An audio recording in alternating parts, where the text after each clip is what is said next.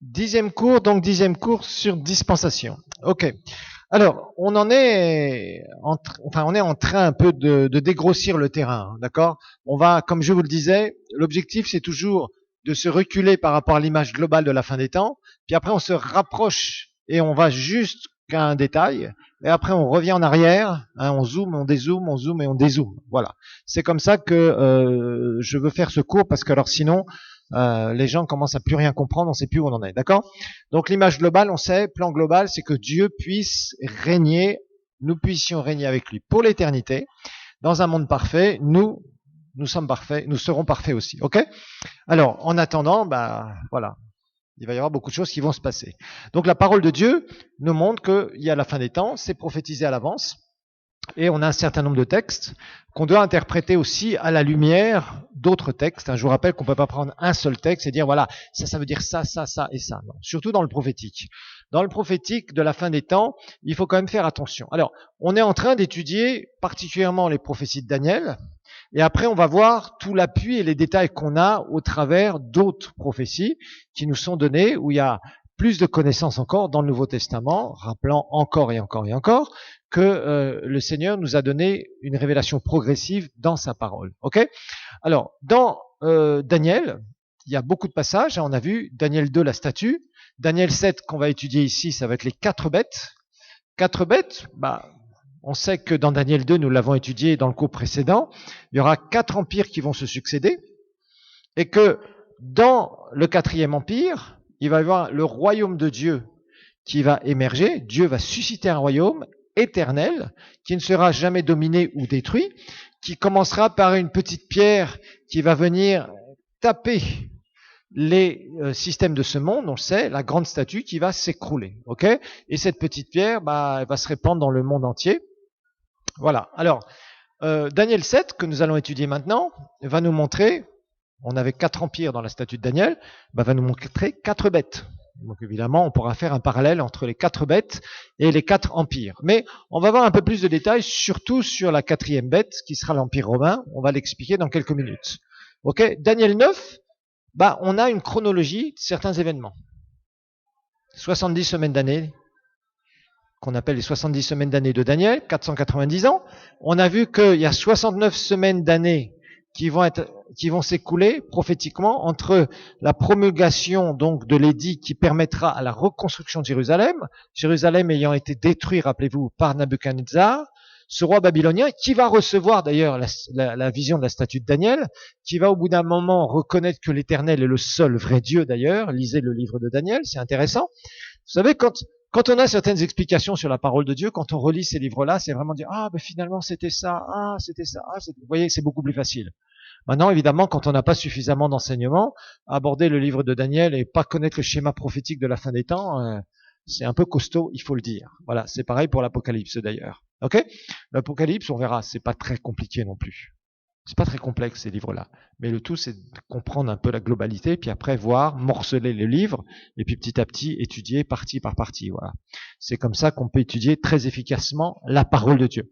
Alors, on a Daniel 9, donc on a vu, qui nous explique les 70 semaines d'année de Daniel, et on voit que Daniel, lui, il voit les 490 ans qui défilent comme ça. Mais ce qu'il ne sait pas, c'est qu'à partir du moment où le Messie est retranché, à 69e semaine d'année, c'est-à-dire 483 ans, les 7 dernières années, ça va pas être continu.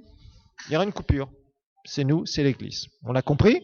Quand Jésus va revenir pour la première fois, l'enlèvement de l'Église qu'on a étudié, il enlève son épouse, et les 7 dernières années, dont la Bible va nous parler prophétiquement dans plusieurs passages, avec de plus en plus de détails, qui s'appellera, cette période de cette année s'appellera la tribulation, qu'on va étudier de plus en plus, d'ailleurs, c'est notre prochain sujet, où là, on va voir tout un tas d'événements qui vont se passer, des événements qui sont prophétisés d'avance, qui sont dans la volonté permissive de Dieu, mais que Dieu a prophétisé à l'avance parce qu'il sait et il connaît très bien la réaction de Satan avant que Jésus puisse revenir à la fin des 7 ans pour Israël, deuxième retour de Jésus, je vous le rappelle, pour Israël. Le premier retour, c'est pour l'Église. 7 ans plus tard, deuxième retour, rappelez-vous, c'est pour Israël, pour délivrer Israël qui sera au bord du gouffre. À la fin, justement, de tout un tas d'événements, et la Bible le prophétise. on voit dans Daniel 2 qu'il va y avoir quelque chose de terrible qui va se passer pour Israël dans la dernière semaine d'année. La fin de cette période, il y a quelque chose qui va se passer. À partir du 4e empire, il va se passer beaucoup de tribulations pour Israël. On voit dans Daniel 9, on va le voir aussi dans Daniel 7, justement. Et puis, nous on sait, on connaît, Matthieu 24, Jésus va nous parler de tribulation, il va faire référence à Daniel, et puis nous verrons après aussi, dans l'Apocalypse, et puis en conjonction à tout ça, nous expliquerons que juste à la fin de la tribulation, ça va être ce qu'on appelle la fin du monde, la fin des systèmes de ce monde. Et là, il va y avoir tout un tas de choses qui vont se passer lorsque Jésus va revenir la deuxième fois avec nous, ces saints, qui auront été récompensés pendant le tribunal de Christ, pendant les 7 ans où Dieu va bombarder sur la terre. Alors, maintenant nous allons étudier Daniel 7. Ok ? Donc Daniel 2, la statue, Daniel 7, les 4 bêtes, Daniel 9, les 70 semaines d'année de Daniel, et Daniel 12, c'est résurrection. Ok, pour les Juifs, ce que les Juifs voyaient pour la résurrection. Alors, dans la vision de Daniel 7, il va y avoir des choses très intéressantes, et là il y a beaucoup d'images prophétiques.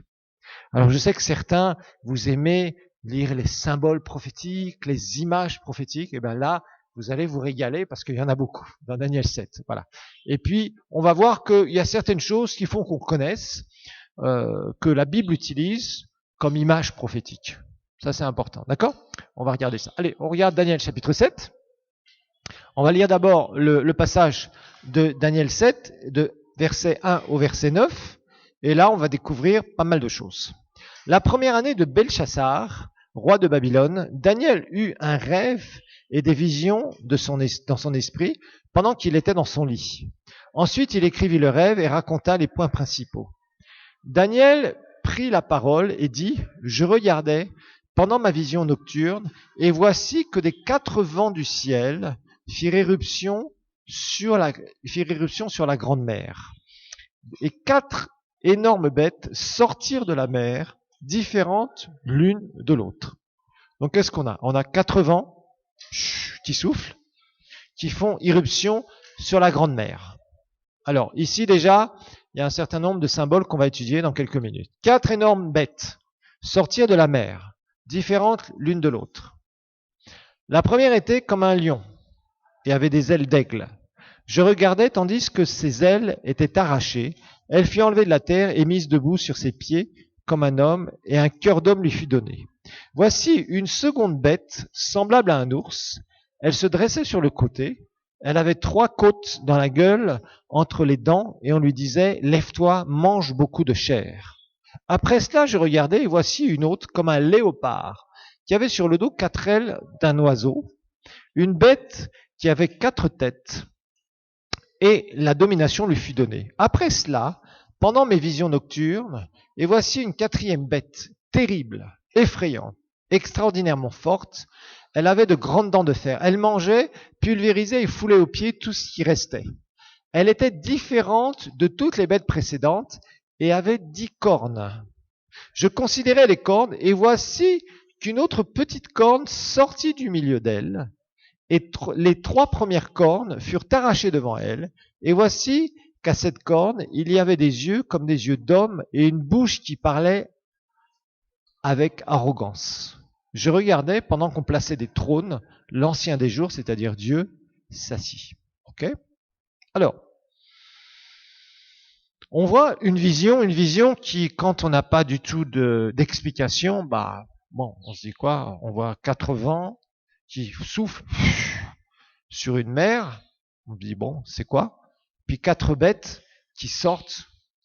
Les 3 premières bêtes sont là, féroces, mais il y a une 4e bête où d'un seul coup, qui est un peu bizarre, hein. Elles ont des ailes, des machins, des grosses dents, enfin toutes sortes de trucs. C'est vraiment, il a dû avoir peur devant cette vision, hein, parce qu'il a vu des choses un peu qu'on ne trouve pas sur la terre comme ça, en tout cas, telles quelles. Ça ressemble à.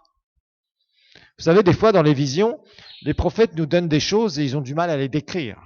Parce que des fois, c'est un peu... Quand vous voyez, par exemple, les visions des chérubins faites par Ézéchiel, dans Ézéchiel chapitre 1, Ézéchiel chapitre 10, des fois, c'est un peu compliqué. Avec les roues qui sont remplies d'yeux, les roues qui vont chacune devant elles, les ailes, les 4 faces, etc. On dit, waouh, c'est pas facile à s'imaginer dans nos petites têtes. Parce qu'ils décrivent des créatures, ils décrivaient une créature angélique de très haut rang, de premier rang. Et des fois, on se dit, c'est pas ça. Même Jean dans l'Apocalypse, il dit, ça ressemblait, le trône ressemblait à une pierre de, vous voyez, ils essayent de décrire avec des mots humains.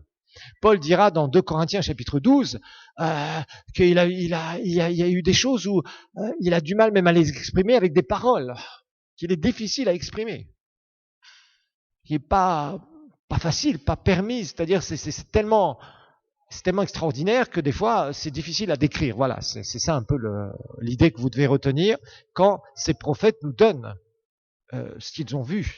Ils essayent de mettre des mots sur ce qu'ils ont vu, les meilleurs mots possibles. D'accord? C'est pour ça que quand on lit Daniel 7, franchement, c'est un peu effrayant quand on lit ça. On se dit, waouh, ça ressemble à quoi? On essaye de s'imaginer un léopard où il y a des ailes, où certaines créatures ont des ailes dessus, sur le dos, etc. Bon, c'est pas des choses qu'on peut voir facilement. Alors, là, on va donner quelques symboles classiques que l'on trouve dans la parole de Dieu. D'accord? Alors, les 4 vents, au verset 2, la première partie du verset 2, il parle des 4 vents du ciel. Ça, c'est l'histoire de l'humanité qui avance. L'idée, c'est l'histoire de l'humanité qui avance. Le temps qui avance. Le temps prophétique qui avance. L'histoire de l'humanité qui avance. Ok? Ça, c'est ce qu'on voit dans la première partie du verset 2.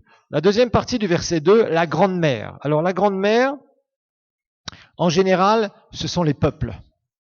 On le reverra dans l'Apocalypse d'ailleurs. Ce sont les peuples de la terre. Quand on parle de grande mer, en général, prophétiquement, on parle de peuple, on parle d'une foule immense de gens. Voilà, c'est ça. Les peuples. C'est ça que ça signifie en général, même dans l'Apocalypse, on le verra. Toujours quelqu'un qui émerge de la mer, entre guillemets. Ça, c'est toujours les peuples, les païens. Ok. Alors maintenant, il nous parle de 4 bêtes. Ok. C'est intéressant. On parle de 4 bêtes et on parle de 10 cornes. 4 bêtes, ça va être bien sûr 4 empires. Quand on regarde Daniel 2 et Daniel 7, on parle, Daniel reçoit la vision dans Daniel 2 de 4 empires qui se succèdent. Là, dans Daniel 7, il reçoit la vision de 4 bêtes. Ok? Et puis, on va parler de 10. 10. Bon, dans Daniel 2, dans la statue, qu'est-ce qu'il y avait 10? Les orteils? 10 orteils, rappelez-vous? Et c'était l'Empire romain, 4e empire. Là, comme par hasard, on voit que la 4e bête, qui paraît beaucoup plus effrayante, il va y avoir 10 cornes. Bon, il y a quand même des similitudes, vous êtes d'accord? Dans les chiffres, on voit que c'est ça. 4 empires, 4 bêtes, 10 orteils sur la 4e empire et 10 cornes sur la 4e bête. On peut quand même faire des rapprochements, c'est pas trop compliqué. Quand on étudie les prophéties, on commence à réaliser qu'il y a quand même des choses qui sont pas trop compliquées. D'accord? Donc, les 4 bêtes, bien sûr, on peut comparer ça aux 4 empires. 4 empires qui se succèdent de Daniel 2. Rappelez-vous, les Babyloniens, les Mèdes et les Perses, les Grecs et les Romains. Ok. Alors, le lion, verset 4. Le lion, verset 4, c'est l'empire des Babyloniens. Empire des Babyloniens, qui est comparé à l'apparition, une apparition rapide, les ailes, qui permettent de voler rapidement.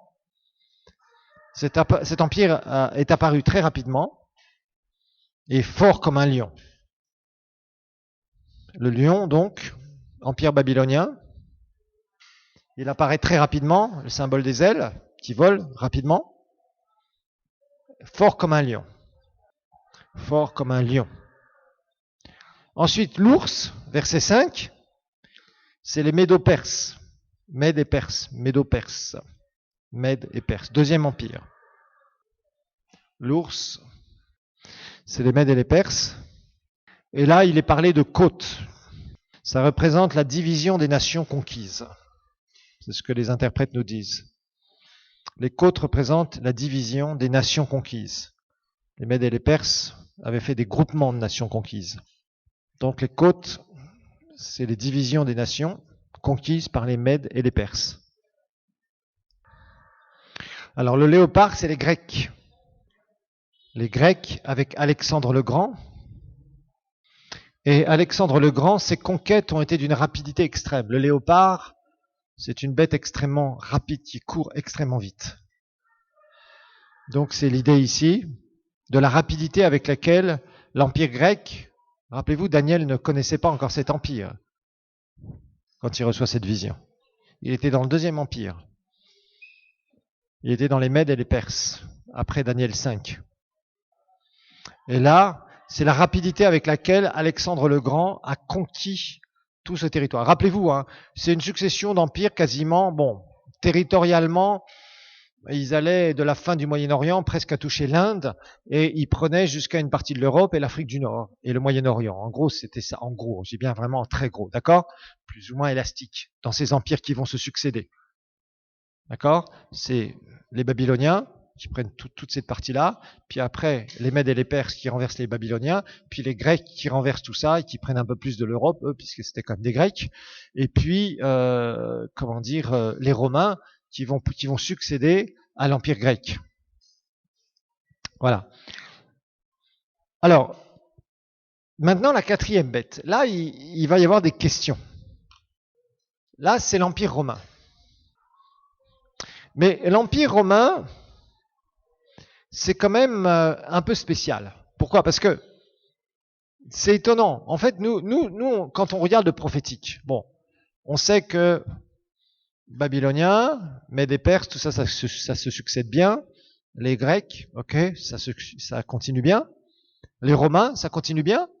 Mais on sait qu'aujourd'hui, les Romains, l'Italie, c'est loin d'être une grande nation aujourd'hui, vous voyez? Alors, c'est pour ça que ça fait poser beaucoup de questions. Beaucoup de questions, parce que dans le schéma prophétique, on voit que le quatrième empire, qui se divise en deux, ok, on peut d'après l'histoire savoir l'empire de l'Est et l'empire de l'Ouest, ok, de l'empire romain, il y a ces fameux 10 orteils, l'antichrist qui va émerger à partir de ces 10 nations qui seront ensemble, on va le voir dans quelques minutes, et on se dit, mais aujourd'hui l'empire romain, c'est plus rien, c'est rien. Depuis le 15e siècle, il n'y a plus rien. Rome ne dirige plus rien. On sait qu'il y a le Vatican. On sait qu'il y a eu l'histoire de l'Église catholique. Mais je dirais aujourd'hui, bon, alors certains ont dit, quand la communauté européenne, ces nations ont commencé à se remettre ensemble, c'est là où ça va, c'est la reconstitution de l'Empire romain. Bon. Mais 10, quand il y a eu 10 nations qui étaient dans le traité de Rome, là, je crois, pour faire la communauté européenne, bon, ok, c'est bien, ça a bien commencé, mais finalement, on est passé de 10 à 27. Les Européens, ils sont plus de 27 aujourd'hui. Alors les 10, c'est dépassé. Alors là, on s'est un peu tué. Parce que vous savez, à chaque fois qu'il y a un événement quelque part, il y a toutes les prophéties qui ressortent, et tous les prophètes qui reparlent. Avec le Covid, ça a recommencé d'ailleurs. Vous voyez, à chaque fois qu'il y a un truc plus ou moins mondial, chacun commence à remettre ses nouvelles prophéties, qu'il essaye d'adapter à l'écriture. Bon, c'est clair par contre que on a une coupure. On a une coupure, c'est l'Église. Mais c'est clair que ce quatrième empire qui est l'Empire romain, c'est de là où va émerger les 10 nations et l'Antichrist. Ça, on le sait. On le sait. Ça, c'est clair. On va voir comment. Bon. Parce que c'est de l'Empire romain qui va se passer des choses. Mais pour l'instant, l'Empire romain a été détruit. Il n'existe plus. Depuis le 15e siècle, il n'y a plus rien. Donc il semblerait qu'il va y avoir des nations qui vont se reconstituer à partir de l'Europe. 10 ensemble, pendant la tribulation, au début de la tribulation, tout au début de la tribulation. Alors, c'est un peu la quatrième bête, c'est là où justement, comment dire, il y a quand même une insistance ici. Il y a quelque chose qui est vraiment très, très fort sur cette quatrième bête. Regardez bien. Après cela, je regardais pendant mes visions nocturnes. Voici une quatrième bête. Excusez-moi, c'est au verset 7. Terrible, effrayante, extraordinairement forte. Elle avait des dents de fer. Elle mangeait, pulvérisait et foulait aux pieds tout ce qui restait. Elle était différente. Vous voyez, dans les 4 bêtes qu'il voit, il en voit 3 qui vont vite, qui mangent tout, qui cassent tout, qui détruisent tout, qui règnent, et puis elles disparaissent. Mais là, cette quatrième bête, pour lui, il y a quand même quelque chose. Il donne plus de détails, vous voyez. C'est bizarre parce que Dans Daniel 2, c'était pareil. On voyait la succession des empires, les 3 premiers empires, Babylone, Mèdes et Perses, Grecs, on le sait. Puis ce fameux empire romain. Et là, dans l'empire romain, là, encore une fois, on a plus de détails. À chaque fois, sur le quatrième empire ou quatrième bête, c'est là où on donne plus de détails, où on fait ressortir quelque chose qui va nous aider d'ailleurs à comprendre la fin des temps et qui va être repris particulièrement dans l'Apocalypse. On le verra. Et l'émergence de l'Antichrist. Alors, elle mangeait, pulvérisait, foulait aux pieds tout ce qui restait. Elle était différente de toutes les bêtes précédentes et avait 10 cornes. Alors, les 10 cornes vont représenter 10 nations. Ça va représenter 10 nations. 10 nations de l'Empire romain. 10 nations de l'Empire romain. On verra qu'il va se reconstituer. Et il dit, je considérais les cornes, et voici qu'une petite corne, qui va représenter donc le leadership d'une nation, sortit du milieu d'elle. Et 3 des premières cornes furent arrachées devant elle, et voici qu'à cette corne, il y avait des yeux comme des yeux d'homme et une bouche qui parlait avec arrogance. Donc, on sait qu'il va y avoir 10 nations qui vont s'associer, on le reverra dans l'Apocalypse, entre autres. De ces 10 nations, il va y avoir 3 nations qui vont émerger, et dedans ces 3 nations, il va y avoir un leader qu'on verra, qui est l'Antichrist. On découvrira, là je vous le dis à l'avance un peu pour mieux comprendre ce que représentent ces cornes. Et ce leader, c'est lui qui va faire un gouvernement mondial. Ces 3 nations vont écraser les autres, les 7 autres. Et il y en a un qui va émerger. Une nation où il y aura un leader. Alors, vous savez, quand les nazis, avec Hitler, ont commencé à émerger comme ça, les chrétiens pensaient vraiment qu'Hitler était l'Antichrist. Mais ils avaient oublié certaines choses. Ils avaient oublié qu'Israël n'était plus une nation. Hitler a tué beaucoup de juifs. C'était vraiment un sataniste au plus haut point qu'on n'a jamais vu. C'était le pire des criminels de l'histoire de l'humanité jusqu'à présent. Les gens pensaient que Hitler était l'Antichrist. Les chrétiens ont vraiment pensé ça. Ils ont dit non, c'est dans la Bible, etc. Sauf qu'ils ont oublié le schéma prophétique. D'abord, Hitler ne pouvait pas être l'Antichrist. C'était le plus grand criminel de l'histoire de l'humanité aujourd'hui, il faut le dire, mais il n'a pas été l'Antichrist. Pourquoi ? C'est très simple. Parce que d'abord, pour que le schéma prophétique puisse fonctionner, il va y avoir besoin d'abord d'une nation d'Israël. Et la nation d'Israël ne sera pas constituée avant 1948, reconstituée avant 1948. Ensuite, la Bible nous parle que l'Antichrist va s'asseoir dans le temple de Jérusalem. Il n'y a pas de temple encore. Même encore aujourd'hui, il n'y a pas encore de temple, on va le voir. Il y aura une reconstruction du temple. Ça sera la deuxième reconstruction, ça sera le 3e temple. Les Juifs commencent à en parler en Israël. Mais tant que la nation d'Israël n'était pas une nation, on verra que de toute façon, on va étudier ça au fur et à mesure des prophéties. Parce que, vous savez, pour qu'il y ait des prophéties qui s'accomplissent, il doit y avoir un certain nombre de choses qui soient là. Tant qu'Israël n'était pas une nation, on ne pouvait pas voir l'émergence de l'Antichrist, même de la tribulation. Et même de toute façon, il n'y aura pas de tribulation tant que l'Église ne sera pas enlevée. Voilà. D'ailleurs, vous verrez beaucoup de prédicateurs aujourd'hui qui vous parleront qu'il y a un système mondial qui s'installe, etc. Tout ça, on verra que ce sont des choses qui seront préparées, comme le 3e temple. Tout ça, ce sont des choses qui devront être prêtes avant qu'il y ait la tribulation. Mais même si c'est prêt, on ne sait pas si Jésus va revenir tout de suite ou pas. On ne sait pas. Peut-être que ça va durer 100 ans, 200 ans, 300 ans. Je ne sais pas. On ne sait pas. 10 ans, 20 ans, 50 ans. On ne sait pas. On ne sait rien.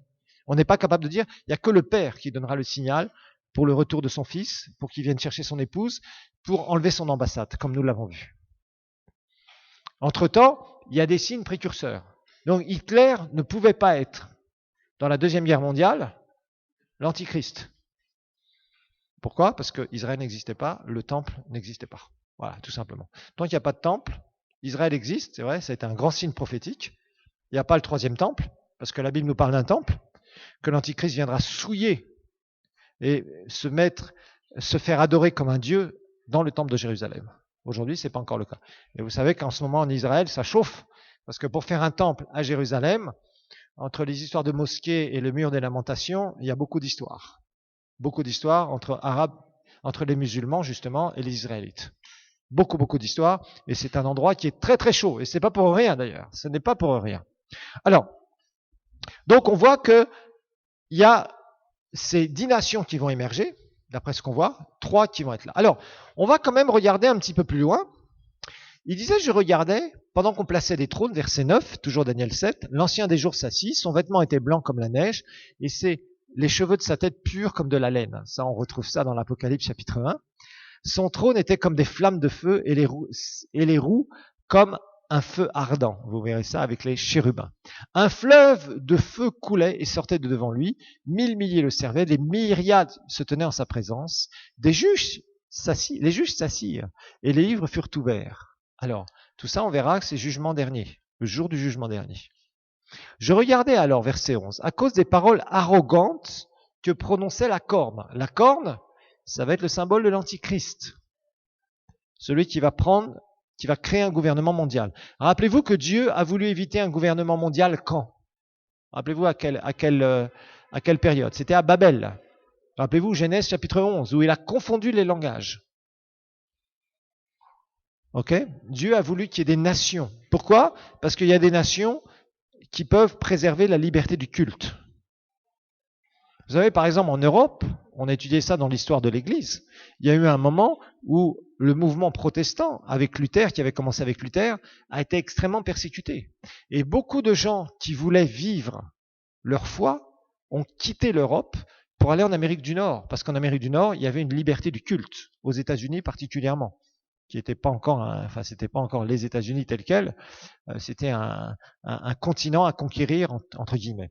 Et tandis que je regardais, la bête, regardez bien, fut tuée et son corps périt, livré au feu, pour être brûlé. La bête, bien sûr, c'est l'Antichrist, on verra. Les autres bêtes furent dépouillées de leur puissance, mais une prolongation de leur vie leur fut accordée jusqu'à un certain temps. Je regardais pendant mes visions nocturnes, et voici, sur les nuées du ciel, arriva comme le Fils de l'homme. Ah, sur les nuées du ciel, arriva comme le Fils de l'homme. C'est quoi ça? Ça, c'est le deuxième retour de Jésus. Il voit le Fils de l'homme venir sur les nuées. Oh, ça me fait penser à un passage de Matthieu 24, qu'on va lire d'ailleurs.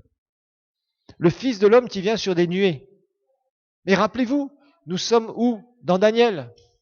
Daniel, c'est des prophéties de quoi? Ancien Testament.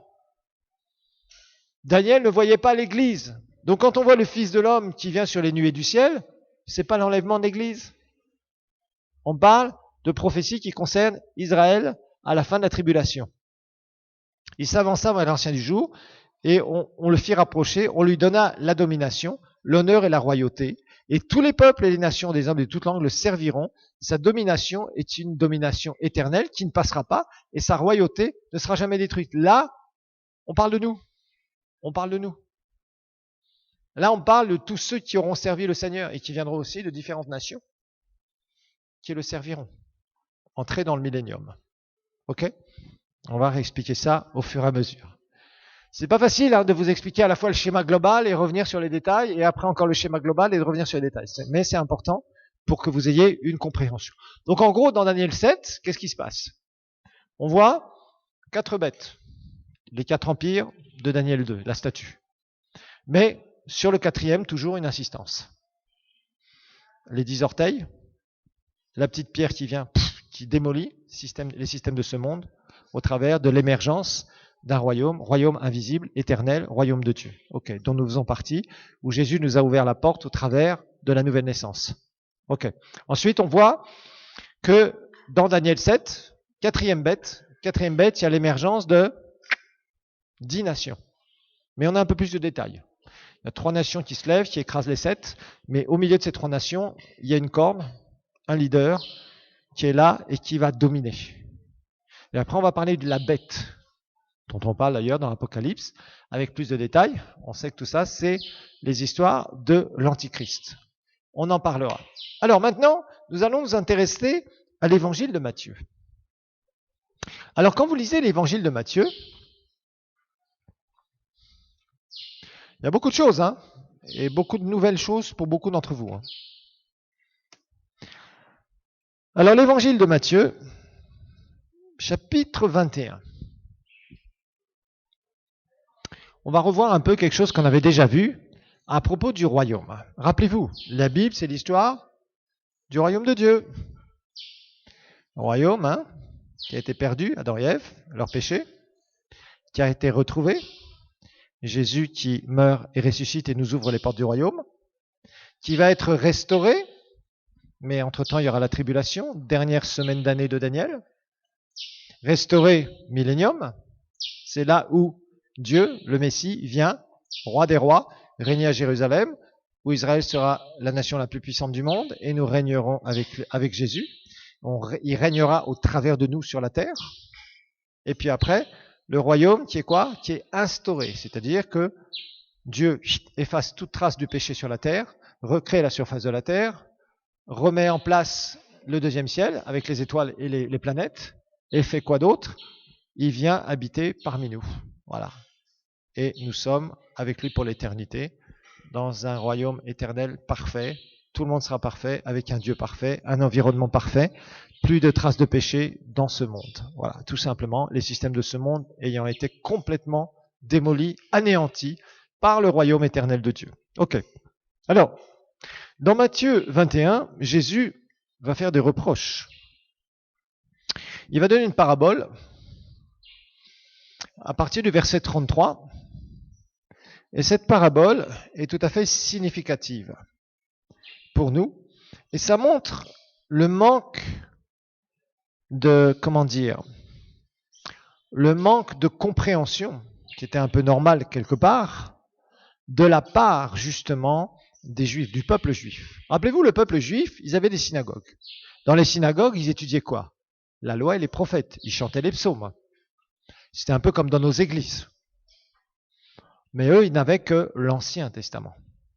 Donc, ils avaient quoi? Ils avaient l'histoire de la création, ils avaient Abraham, ils avaient la loi de Moïse, qu'ils essayaient d'appliquer régulièrement, mais ils avaient aussi les prophéties.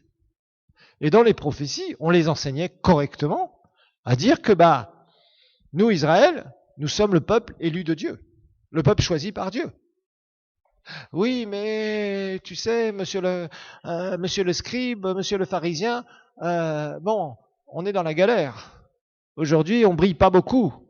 Nous, le peuple d'Israël, on est asservi aux Romains. Vous voyez, il y avait des questions qui étaient normales. Et on disait, vous savez, il y a un roi qui va venir. C'est le Messie. Ce roi Messie va venir. Et vous savez, il va nous délivrer de tous nos ennemis. Et il va régner sur nous. Et ça va être extraordinaire. Ça va être quelqu'un de fabuleux, d'extraordinaire, de merveilleux. Ils avaient ces prophéties. Voici ce qui va se passer. Voici comment il va établir son royaume, etc., etc. Ils avaient ces prophéties. Tout ce qu'est l'Ancien Testament, ils l'avaient. Est-ce qu'ils comprenaient tout? Non, bien sûr.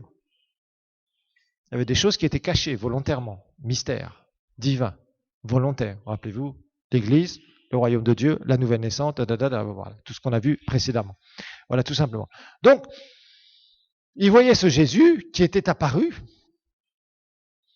Ils avaient des prophéties qui montraient qu'apparemment ce Jésus, ça devait être le Messie. Il y avait beaucoup de gens en Israël qui aimaient Jésus. Pourquoi? Parce que Jésus les pardonnait, parce que Jésus les guérissait, parce que Jésus les délivrait, parce que Jésus multipliait les pains et les poissons, parce que Jésus les enseignait sur la vraie connaissance de Dieu.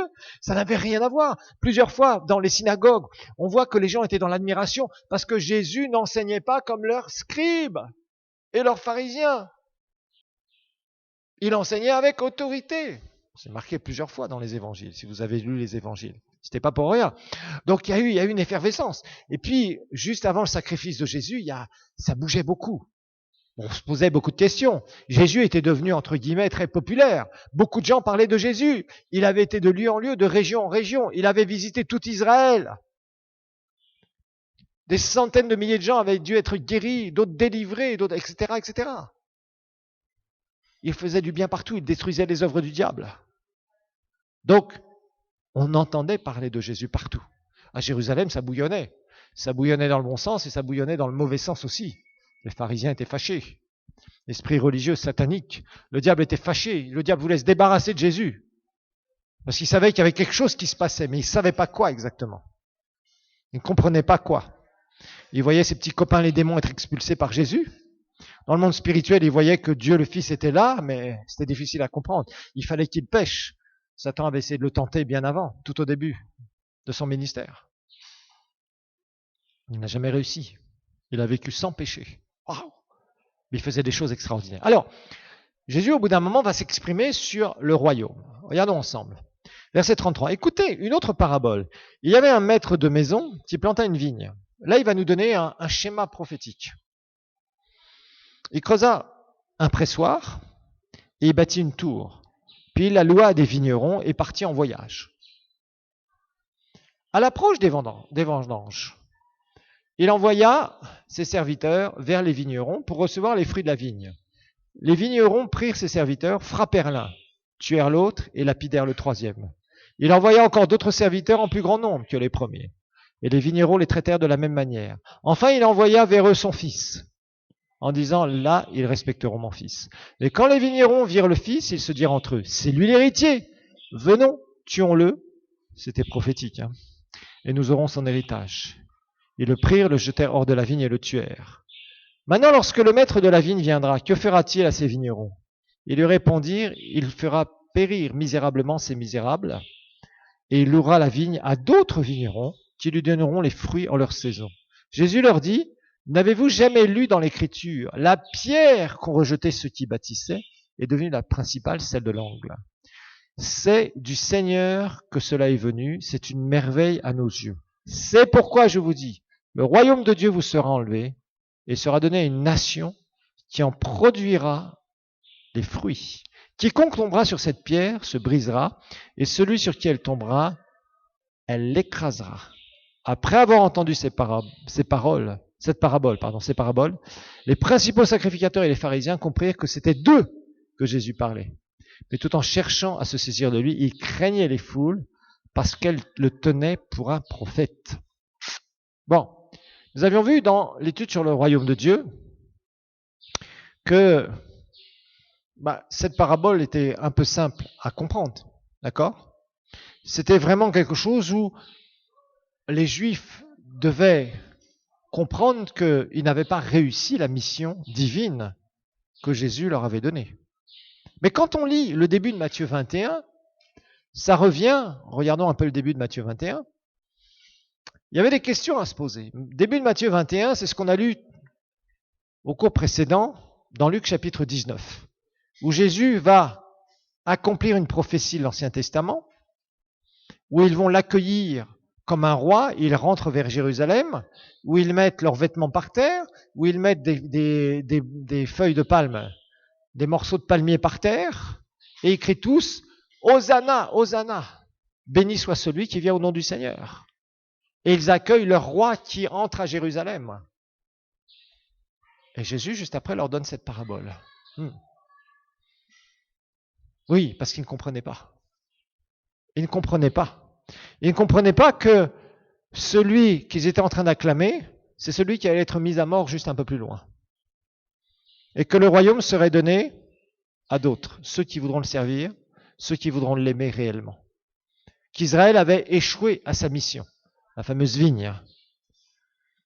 Ils ne comprenaient pas ces choses, ils ne comprenaient pas cette globalité. Regardons Zacharie 9.9. Zacharie 9.9. Zacharie juste avant Malachie. Zacharie 9.9. Il est dit, sois transporté d'allégresse, fille de Sion, lance des clameurs de joie, fille de Jérusalem. Voici ton roi, il vient à toi, il est juste et victorieux. Il est humble et monté sur un âne, sur un ânon, le petit d'une ânesse. Cette prophétie s'accomplit. Mais ils ne comprennent pas, ils ne savent pas. Leur attente, c'est le roi, rappelez-vous. Mais le roi ne peut pas venir pour régner tout de suite à Jérusalem. C'est pourquoi Jésus leur donne cette parabole en disant, voilà, je vous avais donné l'héritage, je vous avais donné la vigne, vous étiez les vignerons. Et j'attendais le fruit de la vigne. J'attendais pour vous, Israël, que d'une part, vous puissiez marcher avec moi, m'obéir, et en même temps, en deuxième mission, aller répandre la connaissance, la vraie connaissance du vrai Dieu vivant vers les autres nations. Mais au lieu de cela, c'était le contraire qui s'est passé. C'est les autres nations qui sont venues faire de l'idolâtrie chez vous. Vous avez accepté cette idolâtrie. Rappelez-vous que c'est pour ça que Nabuchodonosor avait pu envahir Israël. C'est pour ça que la protection sur Israël s'est enlevée et que la nation d'Israël a été envahie par l'ennemi. Et qu'après ça, ce qui s'est passé, c'est que Jérusalem a été détruite. Une première fois. Et les Juifs avaient de l'attente. Mais dans cette attente, ils ne voyaient pas quelque chose. On va revoir un petit peu la suite. Matthieu 21, donc au début de Matthieu 21. Il faut comprendre un peu la succession de ce qui va se passer ici. Matthieu 21, on a Jésus qui vient sur le petit d'une ânesse, un ânon, qui rentre vers Jérusalem, qui est acclamé par la foule. Hosanna, Hosanna, béni soit celui qui vient au nom du Seigneur. Waouh! Le roi arrive à Jérusalem. Donc, qu'est-ce qui va se passer? Il y avait une attente. Et il y avait aussi une préoccupation, une inquiétude chez les pharisiens. Ils disaient, ça y est, celui-là va venir régner, celui qu'on a haï, celui qu'on veut détruire. Et Jésus leur donne, justement, cette parabole. En leur disant, il y avait une vigne, vous deviez la cultiver, mais vous n'avez pas réussi. Vous n'avez pas réussi à cultiver cette vigne, vous avez échoué. Je vous ai envoyé des serviteurs, vous les avez tués. Je vous ai envoyé mon fils, vous l'avez tué. C'était prophétique, ils allaient le faire. Quelques jours plus tard, ils allaient le faire. Mettre à mort Jésus, le fils qui vient, pour qu'il ait des comptes sur sa vigne, sur son héritage. Ces prophètes, vous les avez tués des années auparavant. Jean-Baptiste aussi, malheureusement, il s'est fait tuer. Et en fait, qu'est-ce qui va se passer? Je vais donner l'héritage à d'autres. À d'autres. Et Jésus va rentrer à Jérusalem au chapitre 23. Il va faire des reproches. Il va reprocher beaucoup de choses aux pharisiens. Il va régler les comptes avec les pharisiens. Si vous lisez vraiment, le Matthieu chapitre 23, parce qu'on va arriver à Matthieu 24, justement. On va arriver à Matthieu 24. Et il va leur dire plein de choses. Verset 13, Matthieu 23. Malheur à vous, scribes et pharisiens hypocrites, parce que vous fermez aux hommes le royaume des cieux et vous n'y entrez pas vous-même. Vous n'y laissez pas entrer ceux qui voudraient. Malheur à vous, scribes et pharisiens hypocrites, parce que vous dévorez les maisons des veuves et que vous faites pour l'apparence de longues prières. À cause de cela, vous subirez une condamnation particulièrement sévère. Malheur à vous, scribes et pharisiens. Vous voyez, il y a tout le temps, Jésus règle les comptes. On peut continuer comme ça, jusqu'au verset 25. Malheur à vous, scribes et pharisiens, hypocrites, parce que vous purifiez le dehors de la coupe et du plat, alors qu'au dedans, ils sont pleins de rapines de pourriture. Verset 26. Pharisiens aveugles, purifie premièrement l'intérieur de la coupe, c'est-à-dire que ton cœur soit changé, que ton cœur soit transformé. Et qu'afin que l'extérieur aussi devienne pur. Après, il leur dit, malheur à vous, scribes et pharisiens hypocrites, parce que vous ressemblez à des sépulcres blanchis, c'est-à-dire des tombes blanchissent, qui sont bien blanchies, qui sont bien peintes à l'extérieur, bien carrelées, même si les carreaux n'existaient pas à l'époque. Au dehors et au dedans, c'est plein d'ossements de mort, de toute espèce d'impureté, etc., etc. Vous avez tué les prophètes, il dira un peu plus loin. Verset 37, là Jésus va se lamenter sur Jérusalem. Et c'est là où on va arriver vers Matthieu 24. Vous voyez, ils attendent un roi, ils acclament comme un roi. Jésus est sur le petit d'une ânesse, un ânon. Il rentre à Jérusalem. Hosanna, Hosanna, au fils de David. Prophétie qui s'accomplit. On attend le roi. Il va venir régner. Qu'est-ce qui va se passer? Tout le monde dans la foule, là, il se posait des questions. Les gens se disaient, enfin, il va venir. Ça va être le roi. Il va renverser les Romains. Waouh, c'est super. Il va prendre le leadership de la nation et enfin, on va avoir un bon leader. Les autres disent, non, celui-là, qu'est-ce qui se passe là-dedans? Vous voyez, il y avait du trouble. Dans ces passages-là, il y a tout le peuple là, à Jérusalem. Là, c'est vraiment, il y a plein d'histoires dans la foule, plein d'histoires. Des incompréhensions, les gens ne comprennent pas. Ils ne savent pas ce qui va se passer. Ils se demandent s'il ne va pas y avoir un coup d'État contre les Romains. On va chasser les Romains.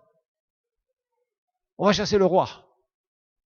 voyez, tout ça c'était plein de questions qui émergent. Et Jésus, d'un seul coup, va parler sur Jérusalem. Verset 27. 37, pardon. Matthieu 23, 37. Jérusalem, Jérusalem, qui tue les prophètes. Wow. Qui lapide ceux qui te sont envoyés. Combien de fois ai-je voulu rassembler tes enfants, comme une poule rassemble ses poussins sous ses ailes, et vous ne l'avez pas voulu. Voici votre maison vous est laissée déserte. Car je vous le dis, vous ne me verrez plus désormais. Regardez bien ici. Regardez bien cette phrase ici. Vous ne me verrez plus désormais jusqu'à ce que vous disiez, béni soit celui qui vient au nom du Seigneur. Béni soit celui qui vient au nom du Seigneur. Ça, ce sera le deuxième retour de Christ. Donc les Juifs n'arrivaient pas à comprendre exactement ce qui se passait. Ils attendaient le roi, ils étaient là, c'était vraiment un moment très très intense. Vraiment un moment où aussi les gens étaient dans une certaine confusion, certains étaient dans une incompréhension, d'autres étaient dans une rébellion pour essayer d'empêcher Jésus de continuer. On voit cette rentrée dans Jérusalem, et là Jésus fait des reproches aux pharisiens, donc on voit dans Matthieu 23 ce qu'on a lu, et il commence à dire à Jérusalem, bah voilà quoi, jusqu'à temps que tu viennes, hein, vous ne me verrez plus, verset 39, désormais jusqu'à temps que vous disiez, béni soit celui qui vient au nom du Seigneur. Ça veut dire quoi ça? Regardons le psaume 118, on revient encore sur ce psaume 118. Psaume 118, verset 26, et là encore, c'est ça qui est pas facile à comprendre dans le prophétique à la base. Psaume 128, 118, pardon, j'ai une bêtise, 118, excusez-moi. 118, versets 25 et 26. Alors, c'est là où, dans les prophéties de l'Ancien Testament, des fois, il y a une partie qui va concerner la première venue de Jésus. Aucune prophétie ne va concerner l'Église, mais la suite, par exemple, le verset suivant, peut concerner le deuxième retour de Jésus. Et c'est ça qu'il faut bien comprendre. Rappelez-vous, quand on a vu Luc chapitre 4, verset 18, l'Esprit du Seigneur est sur moi, hein, Jésus cite Ésaïe 61, premier verset et deuxième verset. Mais il s'arrête à publier une année de grâce du Seigneur. Il ne va pas parler du jour de vengeance, qui pourtant est dans le texte, mais dans la suite. Parce qu'entre les deux, il y a la coupure de l'Église. Et là, c'est la même chose. Ils vont crier « Hosanna, Hosanna, Hosanna » quand Jésus rentre à Jérusalem. « Viens, sauve-nous, délivre-nous. Ah, enfin, tu es celui que nous attendons, le Sauveur. » Et puis Jésus leur dit « Hé, Jérusalem, toi qui tues les prophètes, j'ai essayé de te rassembler, j'ai essayé de tout faire pour toi, et tu as échoué. Et vous ne me verrez plus jusqu'à temps que vous criez « Béni soit celui qui vient au nom du Seigneur ». Psaume 118, c'est exactement ce que ça nous dit. Première partie, verset 25, « Éternel, accorde le salut, Hosanna, Éternel, donne-nous le succès, sauve-nous, accorde-nous le salut ». C'est ce que Jésus va faire à la croix. En tout cas, il va rendre disponible ce salut. Verset 26, c'est là où Jésus va revenir. Mais entre-temps, il y aura la dispensation de l'Église. « Béni soit celui qui vient au nom du Seigneur ». Vous ne me verrez plus jusqu'à ce que vous criez. « Béni soit celui qui vient au nom du Seigneur ». Ça, c'est la deuxième partie.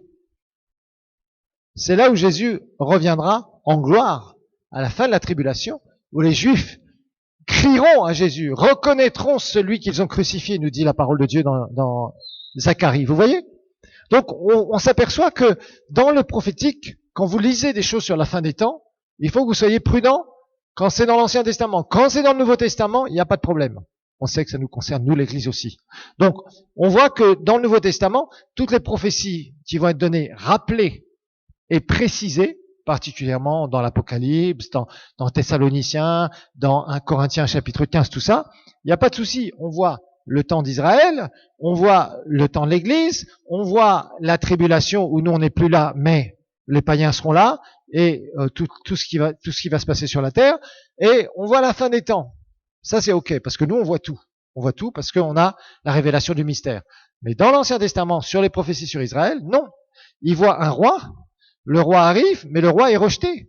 La pierre, la petite pierre, la pierre qu'ils ont rejetée, c'est celle qui va devenir la principale de langue. C'est-à-dire, tous ceux qui vont accepter Jésus pourront continuer dans les prophéties messianiques. Ceux qui n'accepteront pas Jésus seront éjectés d'Israël en partie, sauf ceux qui se donneront à Christ à la fin des temps, justement. Vous voyez, il faut bien discerner cet aspect de prophétie dite messianique, parce que parfois, pour les Juifs, tout était continu. Les 70 semaines d'année de Daniel, c'est continu. Nous, on s'est arrêté à 69. Les 7 dernières années, il y a l'Église. Jésus doit d'abord revenir, premier retour, enlever son Église, et après on rentre dans ces prophéties pour la dernière semaine d'année. Vous voyez, partout, c'est le même principe que l'on voit dans la fin des temps. Et malheureusement, souvent, c'est pas enseigné comme ça. Alors, on va arriver à ce fameux chapitre de Matthieu 24. Vous voyez, on a vu Matthieu 21, Jésus rentre à Jérusalem, on fait comme si c'était le grand roi, Hosanna, Hosanna, Hosanna. Oh, c'est la foule qui est en liesse, ils sont tout contents, il y a une grande joie partout, etc., etc. Sauf que Jésus dit, vous, Israélites, vous m'avez rejeté. Je vais donner l'héritage à une autre nation. Il dit pas que c'est les païens, mais les pharisiens ont bien compris le message. Vous, les pharisiens, vous êtes des tombeaux vivants, là. Vous dites de nettoyer l'extérieur, à l'intérieur c'est pourri, etc., etc. Vous empêchez les gens d'entrer dans le royaume. Et vous-même, vous n'y entrez même pas. Matthieu 23, justement. Et à la fin de Matthieu 23, il se lamente sur Jérusalem. Parce qu'il sait une chose, que Jérusalem sera détruite par les Romains en l'an 70. Alors, Matthieu 24, rappelez-vous, qui ne s'applique pas à l'Église, rappelez-vous, maintenant vous savez pourquoi, sera suivi de Matthieu 25, et au début de Matthieu 24, les disciples vont voir le temple et vont poser 3 questions au Seigneur. Et il va y répondre. Mais nous pouvons le comprendre à la lumière de ce que je vous ai expliqué à propos de l'interprétation des prophéties. On est dans Matthieu 24, on est avant la mort et la résurrection de Jésus, on est avant la révélation du mystère de la dispensation de l'Église, on est dans le schéma prophétique que les Israélites pensaient qu'il allait être continu. C'est la compréhension qu'ils avaient des Écritures et c'était normal. Le mystère était caché. Le mystère du royaume tel que nous le connaissons, de la nouvelle naissance, de ce que nous sommes en Christ, etc., de l'enlèvement de l'Église, ça a été caché. Voilà. Alors, Matthieu 24, Jésus sort du temple et il va jamais y retourner. Il ne retournera jamais dans le temple. C'est la dernière fois que Jésus va rentrer dans le temple de Jérusalem.